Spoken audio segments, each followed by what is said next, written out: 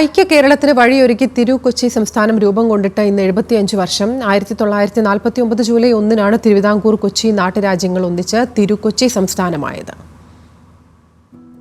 സ്വാതന്ത്ര്യത്തിനും വളരെ മുമ്പ് തന്നെ ഉയർന്ന ആവശ്യമായിരുന്നു മലയാളം സംസാരിക്കുന്ന പ്രദേശങ്ങൾ ഒന്നിച്ച ഐക്യ കേരളം.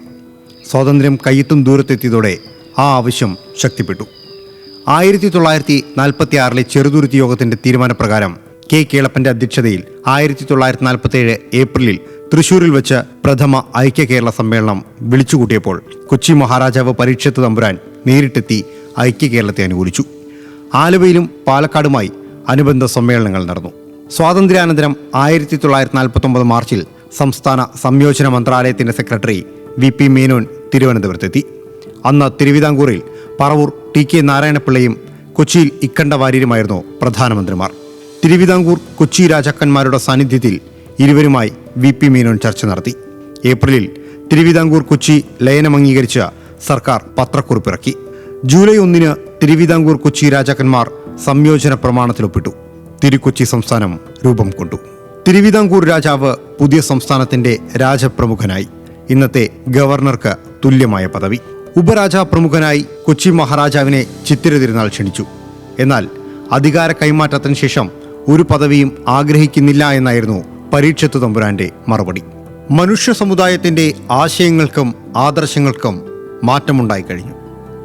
സ്വാതന്ത്ര്യദാഹവും ഉത്തരവാദ ഭരണത്തിനുള്ള അഭിവാഞ്ചനയും ഇന്ത്യയിൽ മുഴുക്കി ഉച്ചകോടിയിൽ എത്തിച്ചേർന്നു. കഴിയുന്നത്ര വേഗം ഐക്യ കേരളം എന്ന പ്രഖ്യാപിത മുദ്രാവാക്യവുമായാണ് പ്രജാമണ്ഡലം നിയമസഭയിൽ പ്രവേശിച്ചത്. ഐക്യ കേരളത്തിന്റെ ആദ്യ പടിയെന്ന നിലയിൽ കൊച്ചിയും തിരുവിതാംകൂറും തമ്മിൽ സംയോജിപ്പിക്കണമെന്ന കക്ഷിയാഗ്രഹം പ്രദർശിപ്പിച്ചു. ഭരണാധികാരി എന്ന നിലയിൽ ഇളയരാജാവിൻ്റെയും നാട്ടുരാജ്യ വകുപ്പ് ഉപദേഷ്ടാവിൻ്റെയും പ്രധാനമന്ത്രിയുടെയും സാന്നിധ്യത്തിൽ ഈശ്വരാനുഗ്രഹത്തെ മുൻനിർത്തിക്കൊണ്ട് ഞാൻ സംയോജന കരാർ ഒപ്പുവച്ചു.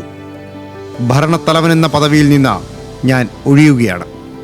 കൊച്ചിയിലെ ജനങ്ങളുടെ കൂടുതൽ അഭ്യുദയത്തിനും ക്ഷേമത്തിനും ഈ നടപടി വഴിയൊരുക്കുമെന്ന് ആശിച്ചുകൊണ്ട് തിരുവിതാംകൂർ തലസ്ഥാനമായ തിരുവനന്തപുരം ഐക്യ സംസ്ഥാനത്തിന്റെ തലസ്ഥാനമായി മാറി. തിരുവിതാംകൂർ പ്രധാനമന്ത്രിയായിരുന്ന പറവൂർ TK നാരായണപിള്ള തിരു-കൊച്ചി സംസ്ഥാനത്തിന്റെ ആദ്യ പ്രധാനമന്ത്രി. 1950-ൽ സംസ്ഥാന പ്രധാനമന്ത്രിമാരുടെ സ്ഥാനം മുഖ്യമന്ത്രി എന്നായി. പിന്നീടങ്ങോട്ട് C കേശവൻ, AJ ജോൺ, പട്ടം നാണപിള്ള, പനമ്പള്ളി ഗോവിന്ദമേനോൻ എന്നിവർ തിരു-കൊച്ചി സംസ്ഥാനത്തിന്റെ മുഖ്യമന്ത്രിമാരായി. 1956 മാർച്ചിലെ പനമ്പള്ളി ഗോവിന്ദമേനോന്റെ രാജിയോടെ തിരു-കൊച്ചി രാഷ്ട്രപതി ഭരണത്തിന് കീഴിലായി. ഇതിനിടയിൽ തിരുവിതാംകൂർ, കൊച്ചി, മലബാർ മേഖലകളെ ഉൾപ്പെടുത്തിക്കൊണ്ട് ഒരു സംസ്ഥാനം രൂപീകരിക്കാനുള്ള ശുപാർശ സയ്യിദ് ഫസൽ അലിയുടെ നേതൃത്വത്തിലുള്ള സംസ്ഥാന പുനഃസംഘടനാ കമ്മീഷൻ നടത്തിയിരുന്നു. ഒടുവിൽ തിരു-കൊച്ചിയിലെ മലയാളം സംസാരിക്കുന്ന പ്രദേശങ്ങളും മലബാർ ജില്ലയും മദ്രാസ് സംസ്ഥാനത്തെ സൗത്ത് കാനറ ജില്ലയിലെ കാസർഗോഡ് താലൂക്കും ചേർത്ത് 1956 നവംബർ 1-ന് കേരള സംസ്ഥാനം രൂപം കൊണ്ടു. Feature desk, news Malayalam.